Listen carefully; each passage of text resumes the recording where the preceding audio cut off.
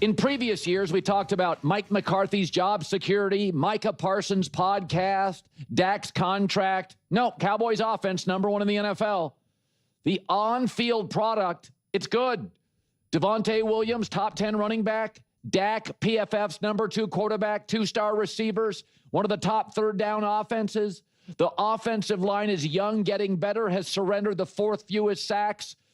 One of the better 3-and-out teams, 5th fewest in the league. You think about that. And with the new kickoff rule and the field goal range of Brandon Aubrey, they're like 2 12-yard plays from points. They're scoring on almost half of their drives. Add this. They're the best 2-minute offense in the league. Add this. You know who the best quarterback in the league against the blitz? It's not Matt Stafford. It's not Josh Allen. It's not Patrick Mahomes. It's not Jared Goff. It's not Lamar Jackson. It's Dak Prescott. Great against the blitz. Top 3 in pressures. Running the ball. 2-star receivers. Best field goal kicker in the sport. Made aggressive trades to solve their defense. Their defense was the 2nd worst in the league. Then they made those Kenny Clark, Quinnen Williams deals. You know, the last 2 weeks, it's the 7th best defense. And go ask Philadelphia. You can't run on them. For years, I was a Cowboy critic. And there's a lot of people in my business that, you know, they'll hammer Dallas because they know it gets clicks. I hammered Dallas because I thought they were poorly run. But you can't hammer them now. And they may not beat Kansas City tomorrow. But 2 first-round picks, aggressive trades, number 1 offense in the NFL, best 2-minute drill, best against the blitz, top 10 run game. Offensive line, not great in pass protection, but emerging as a much better run offensive line. All right, let's get into this. There's a significant amount to unpack at the moment. First and foremost, let's be perfectly clear about one thing. I have been giving the Dallas Cowboys offense its well-deserved credit recently. This is actually an area where a certain analyst, let's call him Colin, tends to frustrate me with his inconsistent commentary. He will make statements like, the Philadelphia Eagles possess the top offensive line in the NFL, and so on. Yet in the same breath, he'll suggest their line is inferior to the one in Dallas. Then he'll pivot again, claiming they don't have a great offensive line, but it's emerging. It's a rather perplexing and, frankly, ridiculous line of reasoning. If we examine performance against the blitz, for instance, the statistics paint a very clear picture. Dak Prescott is not the league's best in this specific scenario. Matthew Stafford, by comparison, has thrown 21 touchdowns when facing extra pressure with only a single interception. Jalen Hurts has 10 touchdowns against 1 pick. Dak Prescott's numbers show 6 touchdowns and 1 interception when blitzed, accumulating 968 yards through the air. Stafford, Hurts, Caleb Williams, and Drake May have all surpassed the 1,000-yard mark against the blitz. Justin Herbert has thrown for over 2,100, so I'm not entirely certain what dataset he is referencing. Dak Prescott's passer rating when blitzed is a respectable 107. Jalen Hurts is at 115.2. Matthew Stafford leads this group with a 122.3 rating. Lamar Jackson is at 113, Jared Goff at 112, Drake May at 110, and Justin Fields at 109. Therefore, we can absolutely affirm that Dak is enjoying a fantastic season, because he unequivocally is. We can state that the Dallas Cowboys are performing at a much higher level than Colin anticipated they would this year. Let me reiterate and be absolutely unambiguous. I was not the one who predicted the Cowboys would be a disaster this season. I was the voice elevating the Cowboys when other analysts were downgrading them. When others were dismissive, I was the one providing a counterpoint. Let there be no confusion about that. None whatsoever. So, please do not approach me with accusations of being a Dak Prescott hater or a Cowboys detractor, because that assertion is fundamentally false. It is completely and utterly incorrect. Remember during the offseason when there was all that peculiar tension in the locker room, all those conversations concerning Micah Parsons and his contract situation, especially looking ahead to the 2024 season? The discussion seemed somewhat muted for a period, perhaps because Dak was working his way back from an injury, but my position was clear. If I had to choose a leader in that locker room, I was selecting Dak Prescott over anyone else, without a shadow of a doubt. I even floated the idea of moving on from Micah Parsons in 2024, when the organization was grappling with how to manage their salary cap and pay all their stars. So let's put a stop to these baseless allegations of me hating on Dak. Furthermore, when I constructed my own performance hierarchy earlier this week, I positioned Dak very highly. He was in the second tier. The sole reason he wasn't in the absolute top slot was that I placed Jameis Winston there for the sheer entertainment value, because he had an absolutely chaotic and wild performance. So let's be very precise here. Now, the question of who is under more pressure to win this upcoming game depends entirely on how you choose to define pressure in this context. It is an undeniable fact that Dak Prescott has consistently faced difficulties when competing against elite opponents. Now, one could question just how elite the current Kansas City Chiefs are. I made the argument leading into the Cowboys-Eagles game that I was far more interested in observing how Dallas would fare against the Kansas City Chiefs than against Philadelphia. A game against the Eagles is the very definition of a divisional rivalry contest. Matt Hasselbeck articulated the exact same sentiment. He has no vested interest. He's simply a former quarterback offering his observation. He stated that throughout his entire life, Cowboys-Eagles games have always been these intensely physical, brutal affairs. They are the prototype of a divisional matchup. Consequently, I don't necessarily glean a tremendous amount of new information about the Cowboys' true championship caliber from that specific game. The Dallas Cowboys, for years and years, have demonstrated a clear pattern. They dominate inferior teams and struggle against the league's best. That is simply the reality.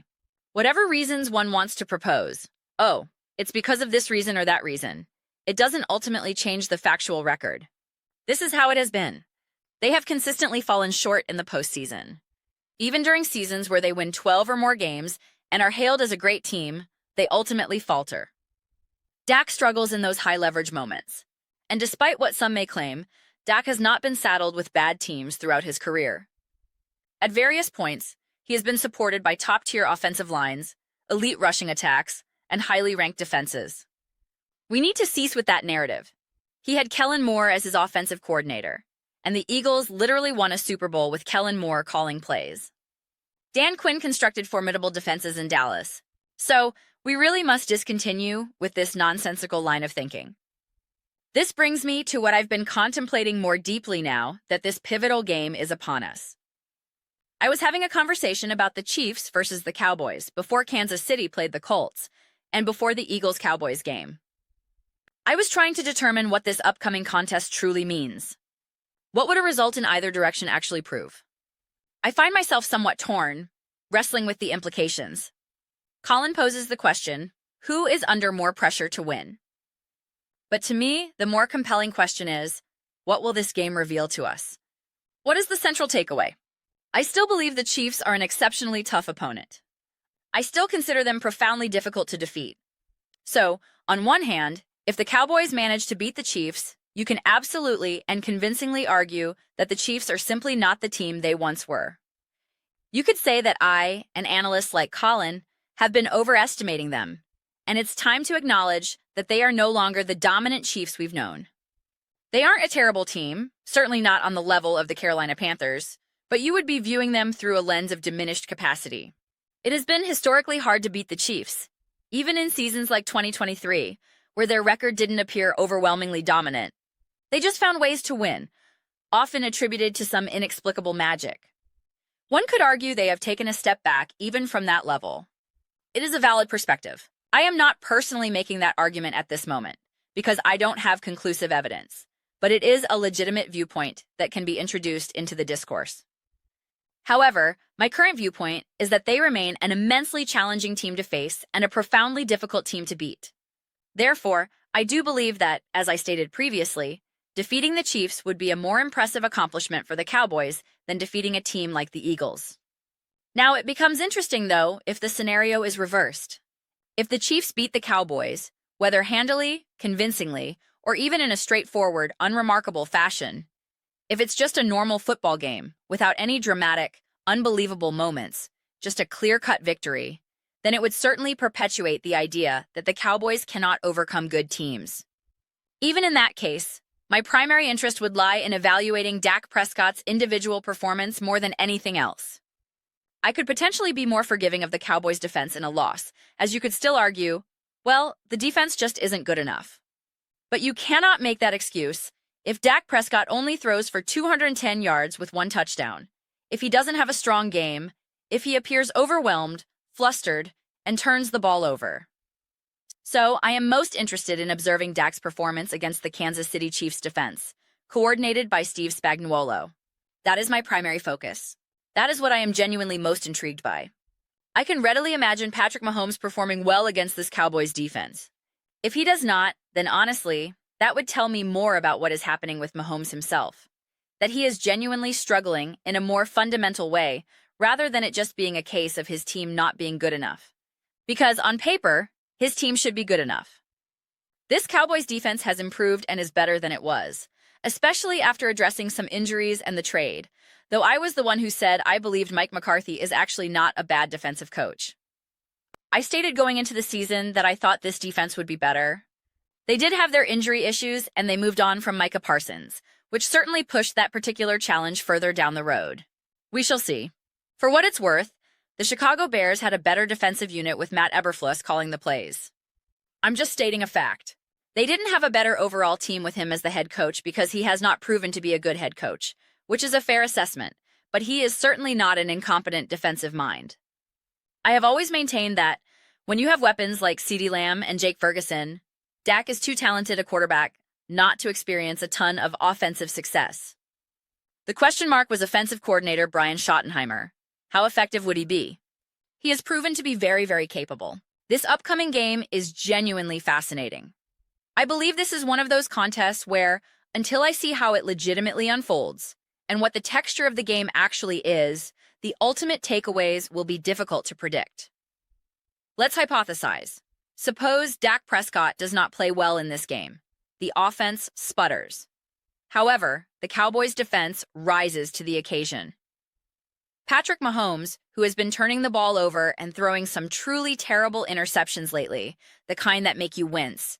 If the Cowboys win, but it's primarily because Mahomes played poorly and that offense couldn't function, while Dak also didn't look good, then the result doesn't move the needle for me all that much. It would simply start to reinforce that established, frustrating pattern for Dallas. Conversely, if Dak plays exceptionally well, controls the offense, moves the ball at will, and we see a high-quality offensive performance against a Spagnuolo-coached defense, that to me would be incredibly impressive. Incredibly impressive. If the Cowboys manage to shut down Mahomes and this Chiefs offense, that would also be very interesting. But again, you would have to see how it happens. Are they disrupting Mahomes? Are they generating pressure? How is it unfolding? That would be intriguing to observe. I truly wish this game was scheduled for a primetime slot. The schedulers got the timing wrong. This game needed to be the night game, honestly.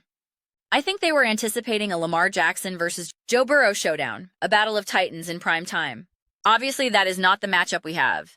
This Chiefs-Cowboys game is the premier contest.